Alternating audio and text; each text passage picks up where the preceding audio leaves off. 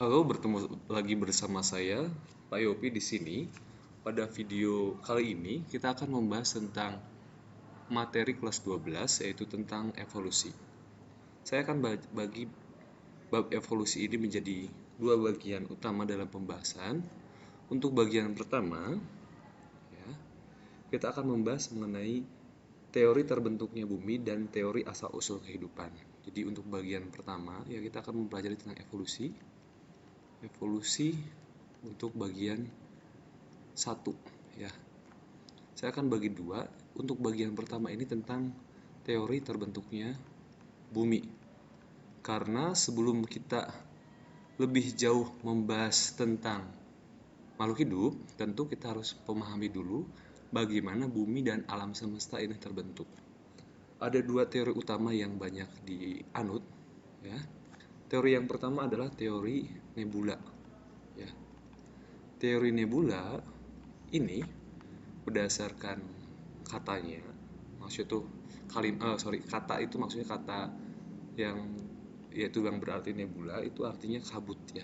Teori nebula atau kabut itu berkata kalau dunia ataupun alam semesta dulu merupakan kabut, ya, yang memadat, kemudian dia meledak, kemudian terbentuk lagi kabut dan meledak kembali.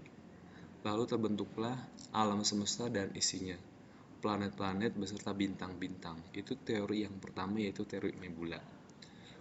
Termasuk juga nanti terbentuk yang namanya planet bumi dan beserta satelitnya seperti bulan, termasuk planet-planet yang lain juga.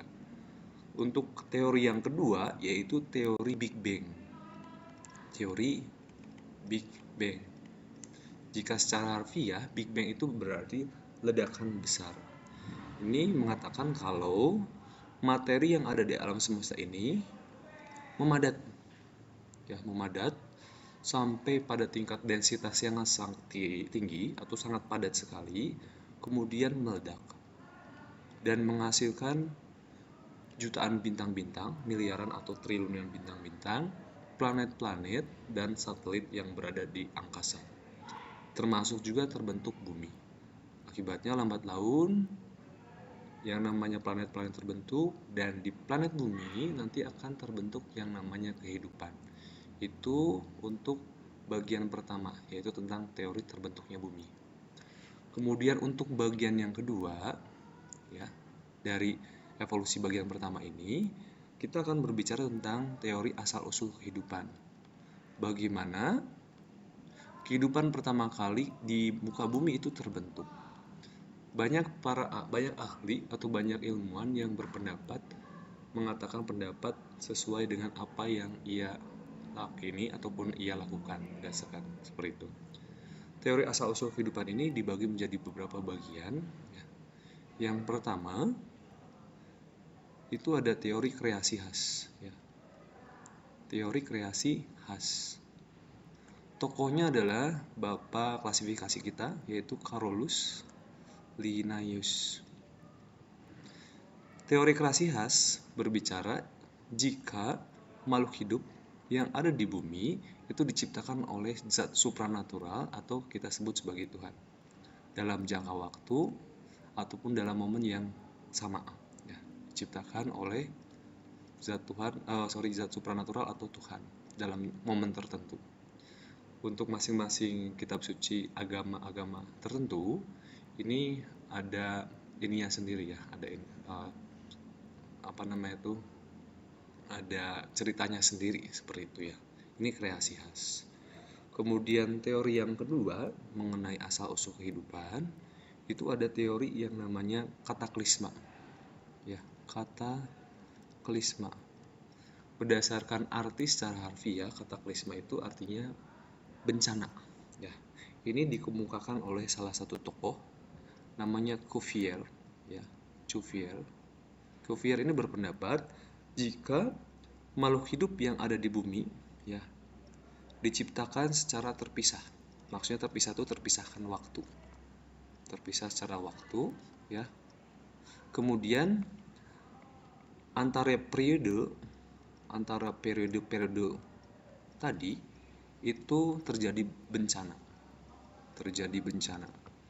Yang menyebabkan makhluk hidup punah, ada juga yang menyebabkan makhluk hidup itu bertahan. Ya. Contohnya, salah satunya adalah kasus jatuhnya meteor yang menyebabkan spesies dinosaurus itu punah. Berarti kita bisa melihat periode di mana dinosaurus ada, periode di mana setelah terjadinya meteor yang jatuh ke bumi memusnahkan dinosaurus dan mulai digantikan oleh spesies-spesies lain yang tercipta pada momen tersebut. Ini teori yang kedua, yaitu teori kreasi khas. Kemudian teori yang ketiga, ini namanya teori kosmozoa. Ya. Kosmos sendiri artinya luar angkasa, zoa artinya sendiri hewan ya secara harfiah. Ini dikemukakan oleh ilmuwan namanya Arrhenius.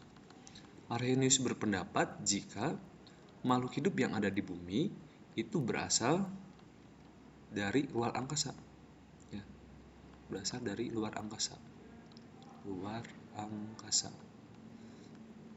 Karena jatuh ke bumi lewat meteor atau lewat komet dan sebagainya, kondisi bumi cocok, maka makhluk hidup tadi yang berasal dari spora luar angkasa kemudian berkembang sampai berevolusi seperti makhluk hidup zaman sekarang. Itu teori yang ketiga. Kemudian teori yang keempat itu adalah teori evolusi kimia. Ya. Teori evolusi kimia ini ada 3 ahli yang menyatakan mendukung teori evolusi kimia. Ada Oparin, ya. Kemudian ada Urey, Harold Urey, kemudian ada Stanley Miller.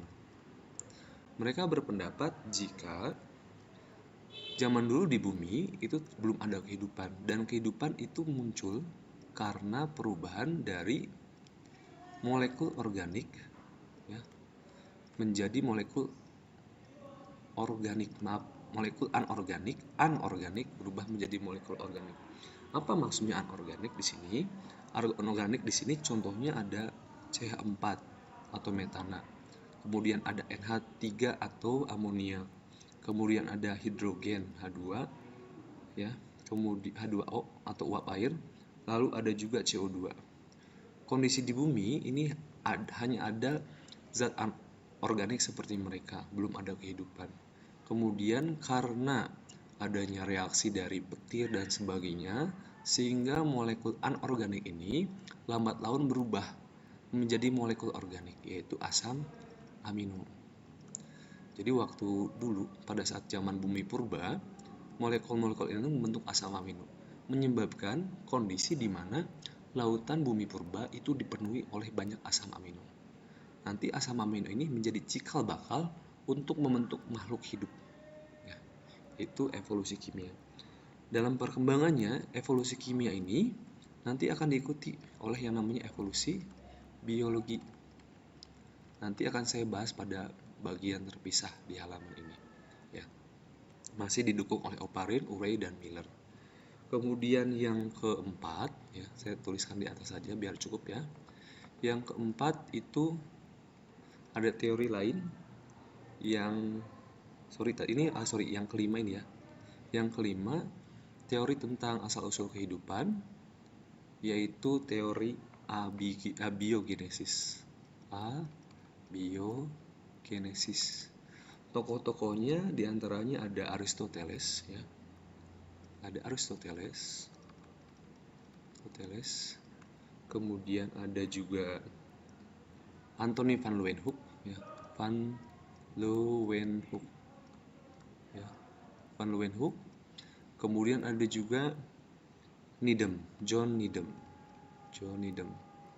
menyatakan jika makhluk hidup itu berasal dari benda mati. Konsepnya hampir sama seperti Oparin, Urey, dan Miller, hanya saja ini lebih sederhana. Kalau Oparin, Urey, dan Miller, makhluk hidup atau organik ini berasal dari anorganik, sementara kalau abiogenesis, makhluk hidup itu berasal dari benda mati. Orang-orang zaman dulu selalu berpikir jika, contohnya ya, Yang namanya belatung itu muncul dari daging. Daging sendiri itu adalah benda mati, kemudian memunculkan belatung atau makhluk hidup. Nah, karena seperti itu, banyak orang percaya jika makhluk hidup berasal dari benda mati. Seperti itu ya.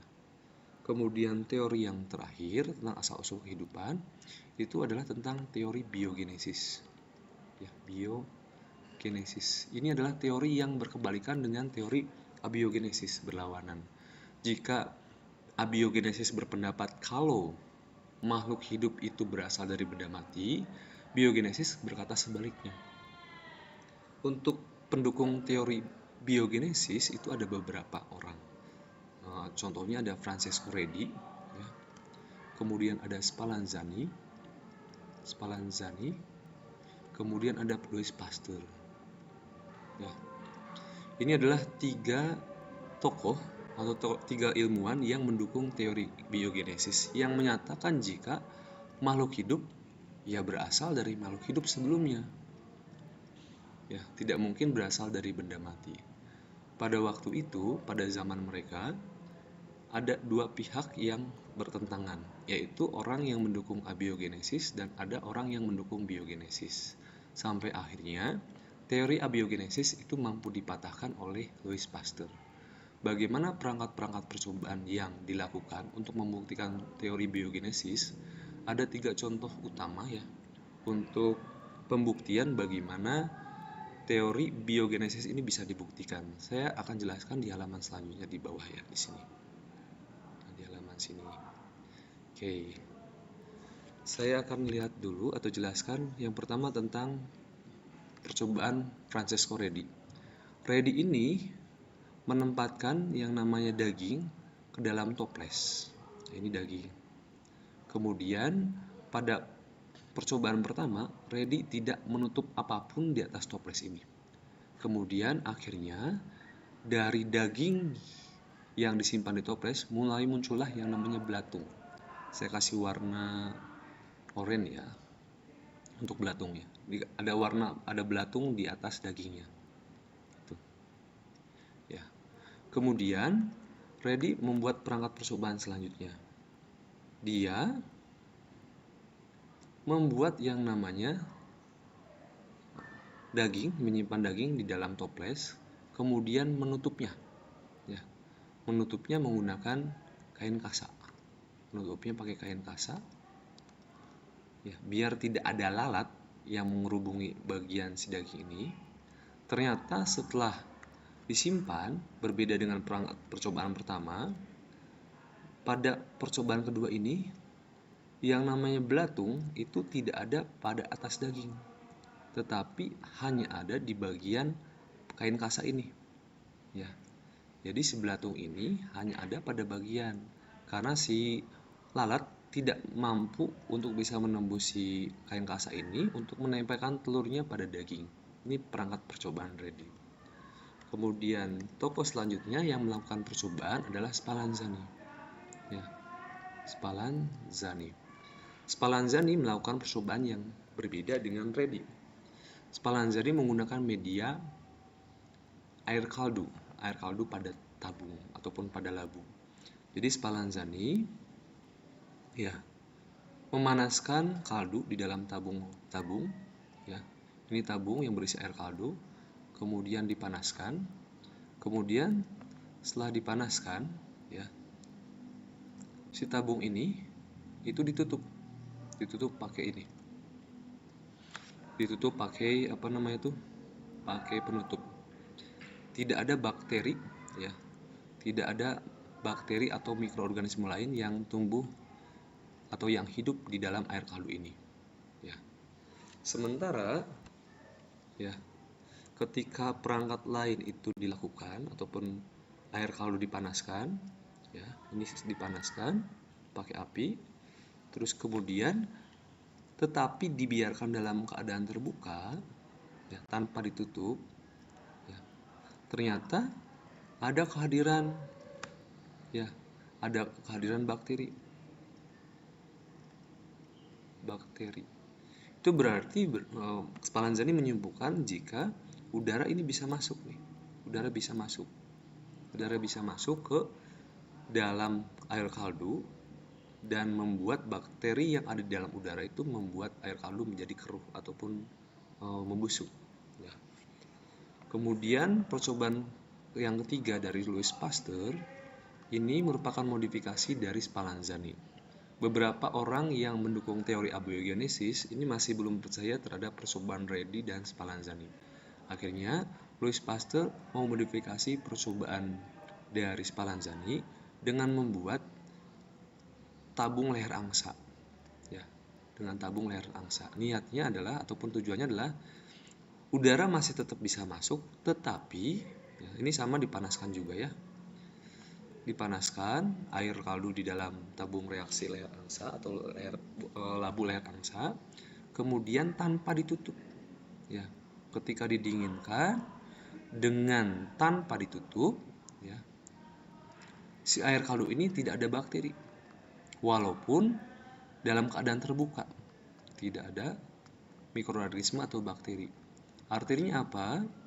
Dalam keadaan terbuka, udara masih bisa masuk, tetapi bakteri terperangkap di leher angsa ini, membuatnya tidak bisa menggapai area yang ada air kaldunya.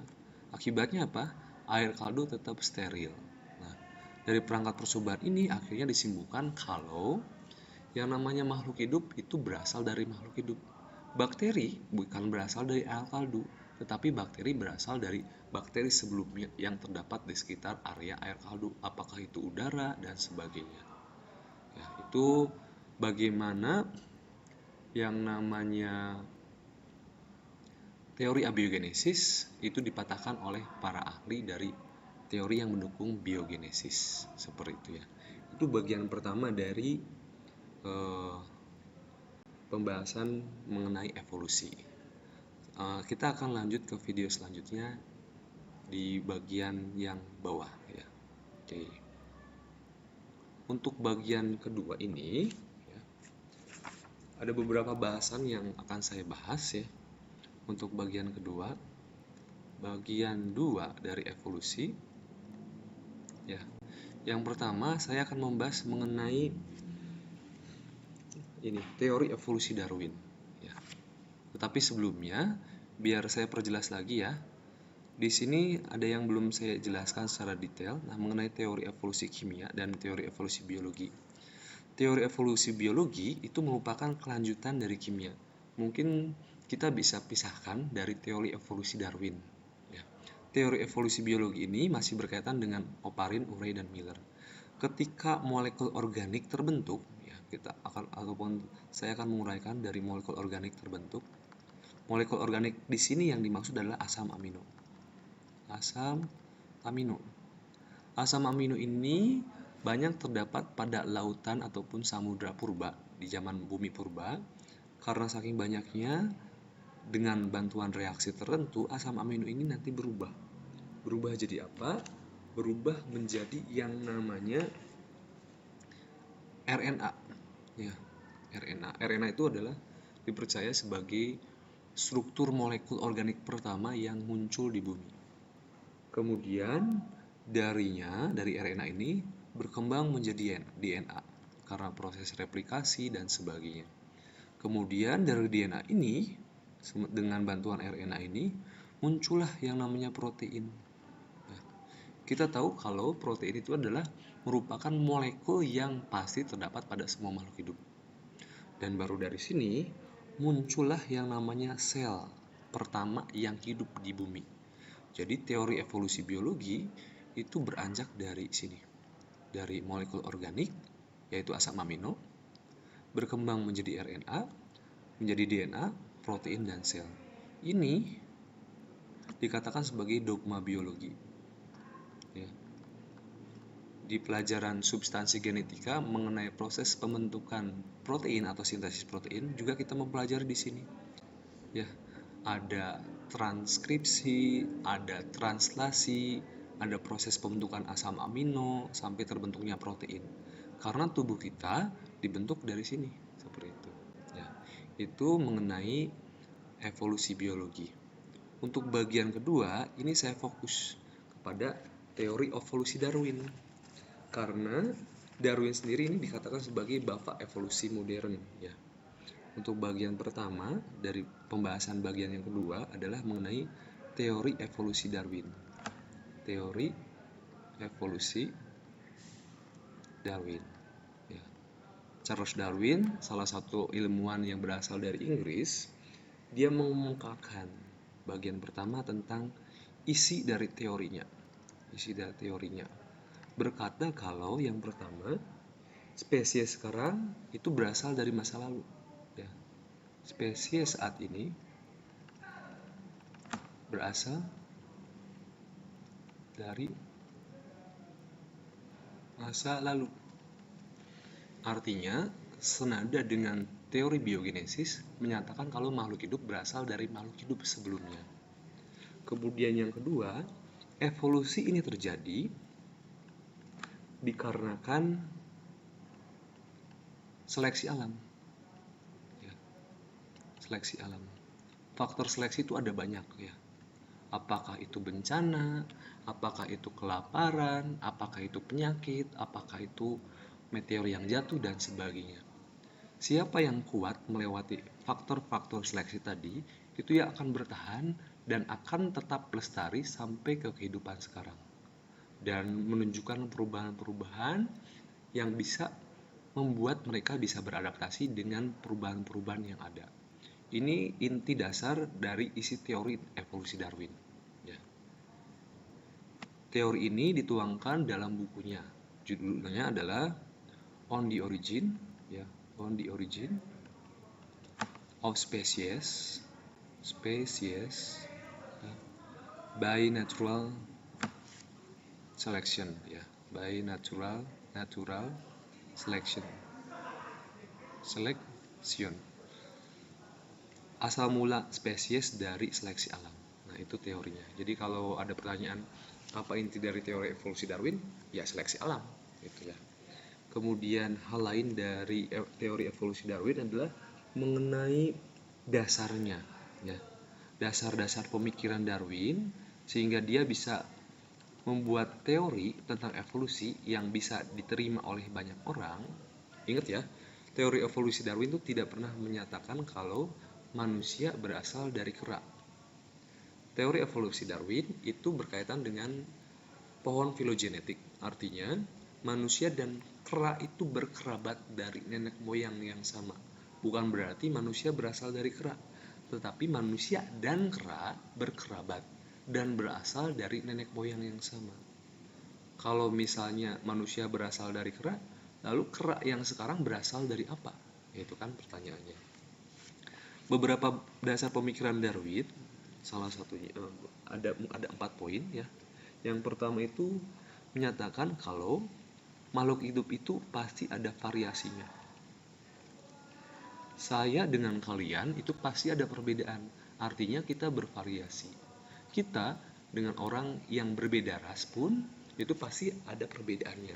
Apakah dari warna kulit, bentuk hidung, bentuk rambut, warna rambut, iris mata dan sebagainya. Itu yang membuat kita punya variasi. Termasuk juga kemampuan imunitas kita, ya, perbedaan fisik kita, kesehatan dan sebagainya itu ada variasinya. Kemudian yang kedua menyatakan kalau populasi ya itu senantiasa bertambah. Populasi bertambah. Ya. Bertambahnya kenapa? Itu karena ada faktor ya. Yang namanya makhluk hidup itu ya perlu yang namanya makanan dan ruang atau tempat tinggal atau kita sebut sebagai habitat ya. Ketika ada ruang dan makanan, maka populasi cenderung bertambah banyak dan menyebabkan variasi juga bertambah banyak.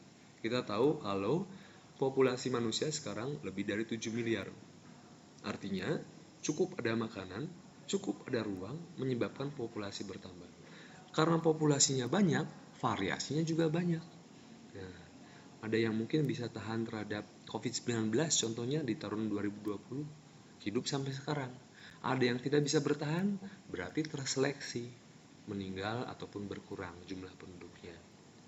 Kemudian dasar yang keempat adalah walaupun ada makanan, tapi populasi ya tidak konstan. Artinya tidak konstan tuh tidak senantiasa pasti bertambah. Ya. Contohnya, karena pandemi COVID-19, ada sebagian manusia yang terkena dampaknya, tidak bisa menyesuaikan karena faktor komorbid atau penyakit bawaan sehingga meninggal. Nah, itu berarti ada penurunan populasi. Atau karena hal yang lain, contohnya. Kalau di manusia itu ada karena faktor perang, ada faktor kelaparan, dan sebagainya. Nah, itu yang membuat populasi itu tidak selalu konstan, pasti bertambah. Pasti bisa turun populasinya, bisa naik juga. Ya, itu populasi. Itu dasar pemikiran Darwin. Kemudian untuk yang ketiga, itu berkaitan dengan faktor pendukungnya, berkaitan sama seleksi alam. Ya, faktor pendukung seleksi alam. Bagaimana faktor-faktor seleksi alam ini bisa membuat makhluk hidup yang bertahan sampai sekarang itu masih tetap ada. Salah satunya yaitu ada variasi. Ya, variasi ini menyebabkan namanya makhluk hidup itu pasti bisa melewati faktor-faktor seleksi. Seperti penyakit misalnya tuh. Ada orang yang tahan penyakit, maka dia bisa bertahan sampai sekarang. Ada orang yang tidak tahan penyakit, maka dia terseleksi. Siapa yang kuat? Yang akan bertahan adalah yang tentunya bisa tahan melewati penyakit. Makanya penting ada variasi. Kalau tidak ada variasi, ketika giliran ada penyakit yang mematikan, semuanya kena. Akhirnya apa? Spesies tersebut punah. Nah, makanya penting ya adanya variasi. Kemudian yang kedua, faktor pendukung lain dalam seleksi alam adalah populasi bertambah ya. Populasi bertambah. Ini yang memungkinkan variasi tetap ada. Gitu. Kemudian yang ketiga, makhluk hidup, semua makhluk hidup pasti punya keinginan bertahan hidup. Ya. Kita manusia, hewan, tumbuhan itu pasti punya daya juang untuk bisa tetap hidup, untuk bisa survive di bumi ini dengan cara macam-macam ya. Cuma yang membedakan kita dengan hewan adalah kita masih punya akal budi. Apakah cara bertahan hidup kita itu benar dan baik ataukah salah atau buruk. Sementara kalau hewan tidak sampai punya kemampuan seperti itu. Yang penting hewan itu bisa hidup, bisa makan, bisa bereproduksi, bisa berkembang biak, dan bisa tetap lestari spesies ya. Kemudian yang terakhir adalah adaptasi. Adaptasi merupakan faktor lain juga yang mendukung seleksi alam. Ketika mampu beradaptasi dengan kondisi dan situasi baru, maka spesies tersebut itu bisa melewati faktor seleksi tadi. Manusia termasuk spesies yang punya kemampuan adaptasi yang baik. Apakah itu kita bisa melihat tempat ya? Manusia itu tempat tinggalnya beragam. Ada yang bisa tinggal di tempat dengan suhu yang tinggi seperti di gurun, ya daerah tropis, suhunya cukup lumayan hangat, atau di tempat yang suhunya rendah sekalipun, seperti di kutub utara, kutub selatan. Kutub selatan mungkin nggak ada ya, kutub utara kayak Siberia, Rusia, lingkar Arktik, masih ada manusia yang tinggal di situ. Artinya kemampuan adaptasi manusia termasuk tinggi jika dibandingkan yang lainnya. Ya. Kemudian yang kita bisa jadikan sebagai contoh ya dari pemikiran Darwin untuk evolusi, contohnya adalah jerapah. Ya, jerapah. Jadi anggapan Darwin dulu jerapah itu ada yang lehernya panjang. Saya gambarkan jerapah ya. Ini anggap aja jerapah. Ada yang lehernya panjang, ada yang lehernya pendek. Ya, ini jerapah. Ada yang lehernya pendek. Mereka sama-sama makan dari pohon yang ataupun dari daun pohon yang berada pada ketinggian. Tetapi karena faktor ketinggian ini yang bisa bertahan untuk makan faktor jangkauan makanan di pohon yang tinggi tadi adalah jerapah berleher panjang. Sementara jerapah yang berleher pendek kemudian mati. Ya. Sehingga jerapah berleher panjang ini itu tetap lestari sampai sekarang. Dan sifat-sifatnya diturunkan pada keturunannya sekarang. Itu merupakan pemikiran dari Darwin. Berkebalikannya ya, Ini Darwin. Ada ilmuwan lain namanya Lamarck. Lamarck ini berbeda pemikirannya dengan Darwin. Lamarck berpendapat kalau semua jerapah awalnya berleher pendek. Ya, ini lehernya pendek, jerapah. Karena mereka menggapai daun yang tinggi, maka jerapah ya akhirnya beradaptasi untuk bisa menggapai si daun yang tinggi tadi. Sifat yang muncul karena nenek moyang yang bertambah panjang lehernya, akibatnya sifat tersebut itu diturunkan. Ya, Lamarck berpendapat seperti ini. Pendapat seperti ini itu banyak tidak diterima. Karena apa? Perlakuan luar, contohnya ya, yang mirip seperti jerapah ini adalah seorang manusia yang terbiasa workout atau nge-gym. Dia otomatis punya badan yang besar karena ada hipertrofi atau supertrofi dari otot-otot yang dilatih tadi. Tetapi otot yang besar tadi tidak diwariskan kepada keturunannya. Anak-anaknya seperti manusia biasa, badannya kecil, tidak berotot. Itu artinya apa? Pendapat Lamarck ini tidak bisa diterima. Gitu. Walaupun si orang tuanya ini nge-gym, artinya apa? Perubahan pada diri orang tua itu tidak diwariskan secara genetik kepada keturunannya. Nah, berarti pendapat Lamarck ini ditolak. Itu tuh. Ya. Kemudian bagian kedua dari evolusi ya, itu berkaitan dengan bukti-bukti evolusi. Ya. Bukti evolusi. Banyak bukti evolusi yang menunjukkan kalau memang evolusi itu benar-benar terjadi atau perubahan pada makhluk hidup itu benar-benar terjadi. Bukti utama dan yang paling valid adalah fosil. Fosil itu bisa dikatakan sebagai jejak atau sisa makhluk hidup dari zaman dahulu yang terawetkan dan bisa kita lihat sekarang. Fosil ini usianya bukan ratusan tahun, ya, tetapi ribuan bahkan sampai jutaan tahun. Ya, fosil ini contohnya yang bisa kita lihat secara lengkap adalah fosil kuda. Kuda zaman dulu itu ukurannya kecil, mungkin cuma sekitar 40 atau 50 cm paling tinggi. Tetapi jika dibandingkan dengan kuda modern, itu jauh lebih tinggi kuda zaman sekarang. Artinya ada perubahan atau ada evolusi pada kuda. Ya. Contoh lain dari bukti evolusi ada yang namanya perbandingan anatomi. Ya. Perbandingan anatomi. Ini kita bisa bedakan antara analogi dan homologi. Analogi ini berbeda dengan homologi. Jika analogi, dia punya struktur beda, tetapi fungsinya sama.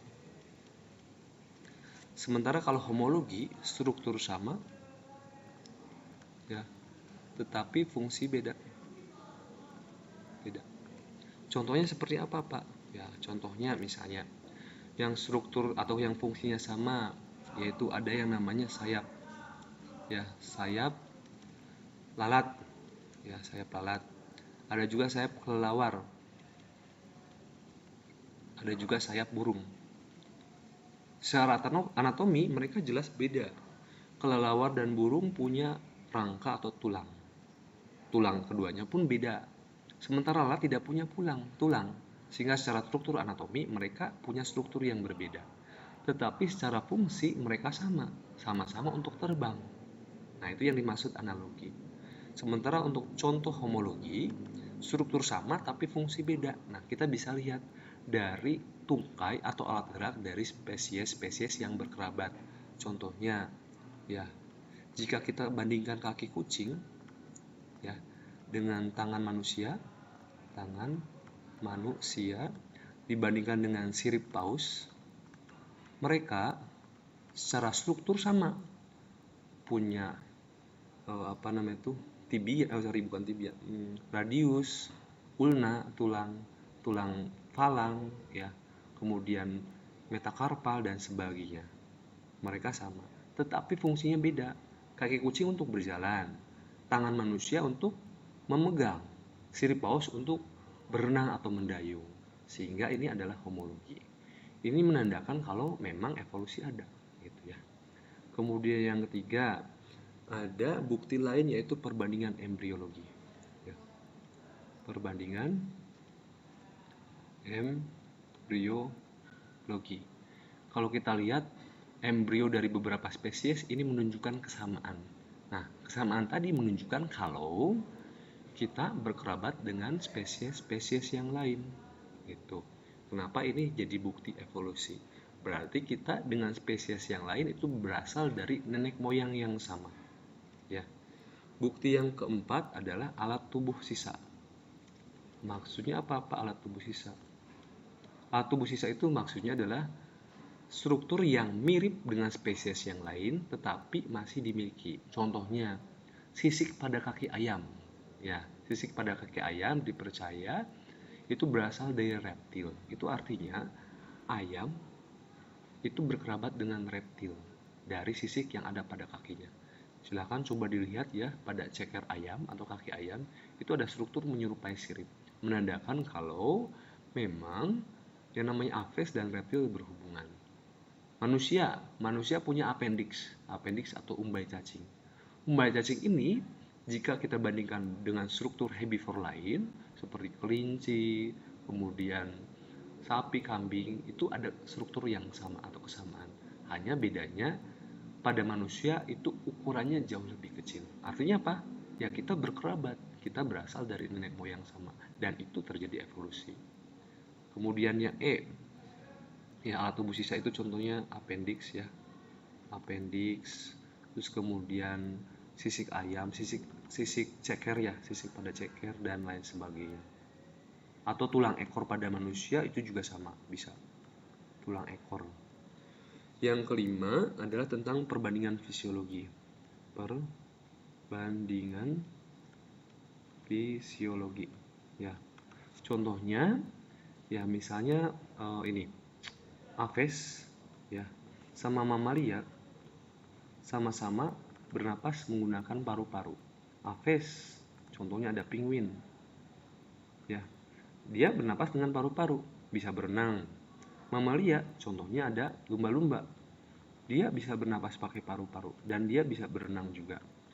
Proses fisiologis yang terjadi di keduanya karena berkaitan dengan bagaimana mereka itu bisa berenang, bagaimana mereka itu bisa bernapas di dalam air, artinya bertahan dengan menahan napas di dalam air, itu ada kesamaan yang menunjukkan adanya perbandingan fisiologi yang relatif sama. Kemudian yang F dari bukti evolusi adalah yang namanya petunjuk biokimia. Petunjuk biokimia. Petunjuk biokimia salah satunya adalah molekul ATP. ATP ini adalah molekul berenergi tinggi yang terdapat pada semua makhluk hidup, termasuk bakteri, virus sekalipun, dan manusia. Karena mereka digunakan ataupun ATP ini digunakan sebagai sumber energi utama untuk bisa melakukan proses metabolisme tubuh. Artinya apa? Karena ada kesamaan biokimia, berarti kita berasal dari nenek moyang yang sama, termasuk juga dengan bakteri lainnya. Dan yang terakhir, bukti evolusi yang terakhir yaitu domestikasi. Dari padanan katanya atau dari istilahnya secara harfiah, domestikasi itu artinya budidaya. Ya, budidaya. Contohnya ya seleksi dan persilangan. Untuk mendapatkan bibit unggul hewan ataupun tumbuhan itu disilangkan oleh manusia. Apakah sebagai komoditas pangan contohnya ya, padi galur ini, padi jenis ini dikawinkan dengan padi ini menghasilkan padi jenis baru. Nah, itu domestikasi. Akhir-akhirnya apa? Spesies ataupun jenis baru terbentuk. Domba ini dikawinkan dengan domba itu, terbentuk domba jenis baru. Anjing ini dikawinkan dengan anjing itu, kemudian terjadilah jenis baru. Domestikasi ini tidak lepas dari campur tangan manusia, menyebabkan adanya perubahan dari nenek moyang yang dulu ke keturunannya sekarang. Tentu yang dulu itu berbeda dengan sekarang, karena yang sekarang sudah dicampur-campur oleh campur tangan manusia. Jadilah jenis-jenis hewan atau tumbuhan yang baru, bahkan mengarah pada spesies baru. Ya, ada satu istilah yang perlu dipahami, yaitu spesiasi. Spesiasi ini adalah pembentukan spesies. Salah satunya karena faktor domestikasi ini. Ini penting karena apa? Spesiasi memungkinkan terjadinya variasi-variasi pada makhluk hidup, menciptakan keragaman-keragaman pada makhluk hidup yang membuatnya bisa melewati batas-batas atau faktor-faktor seleksi. Oke, itu dua bagian pertama dalam evolusi. Kemudian dua bagian terakhir, yang ketiga, ada mekanisme evolusi. Tidak apa-apa ya, ini videonya cukup lama ya. Videonya sekarang sudah sekitar 40 menitan. Tapi nanti kamu bisa belajar dari video ini. Yang ketiga adalah mekanisme evolusi. Bagaimana evolusi terjadi? Ini dibuktikan dari faktor-faktor mekanisme evolusi. Yang pertama, karena adanya mutasi. Sudah dipelajari mutasi ya. Mutasi itu perubahan dalam struktur gen atau kromosom. Perubahan yang ada pada struktur molekuler ini nanti jika dialami dalam jangka waktu yang lama, nanti akan mengarah kepada evolusi. Jika kita lihat ukuran waktunya mutasi itu terjadi pada jangka waktu yang pendek, sementara evolusi ini perubahan yang terjadi dalam jangka waktu yang panjang. Kalau mutasi mungkin kita nggak bisa melihat perubahannya secara signifikan karena sedikit demi sedikit. Dan rate-nya juga atau angka mutasi, laju mutasinya itu termasuk rendah secara alami. Tetapi jika dalam jangka waktu yang lama, nanti akan mengarah kepada perubahan besar yang kita sebut sebagai evolusi. Bukan terjadi pada ratusan tahun, ribuan tahun, tapi bahkan puluhan ribu, jutaan, atau bahkan puluhan juta tahun. Gitu. Spesies manusia sendiri itu termasuk spesies yang masih muda, karena umurnya baru 60 ribuan tahun. Itu sangat jauh berbeda dengan spesies lain seperti dinosaurus atau serangga misalnya tuh, yang bahkan usianya sudah sampai jutaan tahun. Hanya saja untuk dinosaurus itu sudah punah, sehingga kita nggak bisa melihat bagaimana kondisinya zaman sekarang. Kita hanya bisa melihatnya berasal dari fosil-fosilnya yang bisa kita temukan. Yang kedua, dari frekuensi gen. Frekuensi itu yang dimaksud naik turunnya ya. Naik turunnya gen-gen tertentu dalam sebuah populasi.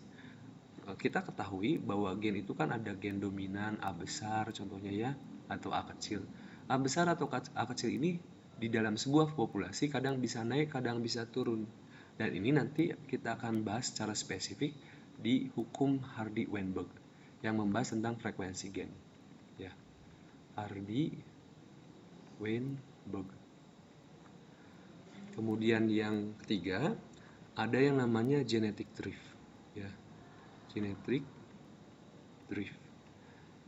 drift ini secara harfiah merupakan fluktuasi dari frekuensi gen. Ya.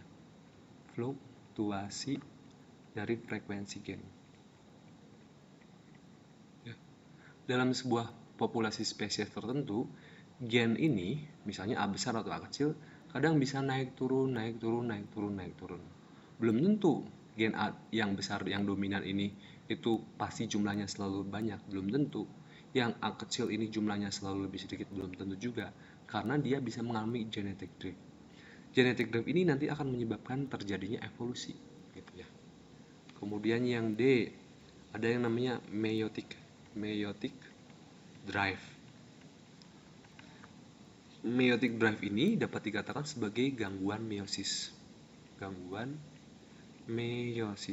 Kita tahu bahwa meiosis sendiri adalah macam pembelahan sel yang hanya terjadi pada sel kelamin. Kalau terjadi gangguan pada proses meiosis, maka pembentukan sel kelamin itu bisa berubah. Ya, nah itu yang akan menyebabkan juga terjadinya evolusi. Karena apa? Karena gangguan pada meiosis, misalnya apakah sel sperma atau sel ovum yang dihasilkan itu normal atau tidak normal, berubah dari sebelumnya atau tidak, itu yang akan membuat variasi dari keturunan yang akan dihasilkan. Akhirnya apa? Terciptalah variasi. Ketika tercipta variasi, mengarahlah pada evolusi. Nah, itu yang dimaksud meiotic drive. Kemudian mekanisme yang kelima terkait dengan spesiasi. Nah, tadi Sebelumnya saya sudah jelaskan ya, spesiasi itu adalah proses pembentukan spesies baru. Ya, ini pembentukan spesies. Ketika spesies baru terbentuk, itu berarti nanti akan mengarah kepada terjadinya evolusi. Ya, itu spesiasi. Kemudian F, itu yang terakhir tentunya dasar ataupun inti dari teori evolusi Darwin. Evolusi terjadi karena seleksi alam. Nah, ini yang utama ya. Faktor-faktor yang membuat makhluk hidup itu bisa bertahan atau tidak, ini yang menyebabkan mereka itu akan berubah atau berevolusi. Ada banyak faktor seleksi alam ya. Bencana, penyakit, kelaparan, kemudian kondisi situasi lingkungan dan sebagainya membuat banyak makhluk hidup itu coba untuk bisa bertahan ataupun survive, beradaptasi, berubah atau mati dan tidak berubah dan mati. Itu yang dimaksud seleksi alamnya. Itu bagian yang ketiga dari seleksi alam. Oke, bagian terakhir dari bagian kedua pembahasan evolusi adalah tentang hukum Hardy-Weinberg ya. Hukum Hardy-Weinberg. Ini ada dua tokoh ya. Ada Hardy and Weinberg. Mereka menyatakan ya, hukum Hardy-Weinberg berdasarkan persamaan ini, ada rumusnya, persamaan kuadrat seperti ini. P ditambah Q sama dengan 1. P ini untuk gen dominan, Q ini untuk gen resesif. Ketika P dan Q dikuadratkan sama dengan 1, maka berubah menjadi P kuadrat ditambah 2PQ ditambah Q kuadrat. Untuk P kuadrat ini mengarah kepada alel dominan atau A besar. Sementara Q ini mengarah pada alel resesif atau A kecil. Sementara 2PQ ini mengarah pada alel heterozigot yaitu A besar A kecil. Jika kita lihat di sini adalah alel ya. Sementara A besar dan A kecil itu adalah gen. Ini gen, ini gen. Kalau yang A besar adalah dominan ya, dominan. Yang ini adalah resesif. Ini berkaitan sama frekuensi gen ya. Karena gen dominan ini kadang bisa naik turun frekuensinya. A kecil ini bisa naik turun juga frekuensinya. Untuk bisa menerapkan rumus ini ada syarat-syarat yang harus dipenuhi. Ya, syarat-syarat untuk bisa menerapkan rumus ini. Yang pertama, populasi dari spesies tersebut harus besar. Bukan cuma 100 ya, itu harus besar. Kemudian yang kedua, ini di dalam spesies tersebut tidak ada emigrasi. Emigrasi itu artinya keluar, atau imigrasi, adanya spesies ataupun populasi lain yang masuk ke dalam populasi tersebut ya. Artinya populasinya terisolasi, berarti populasi terisolasi.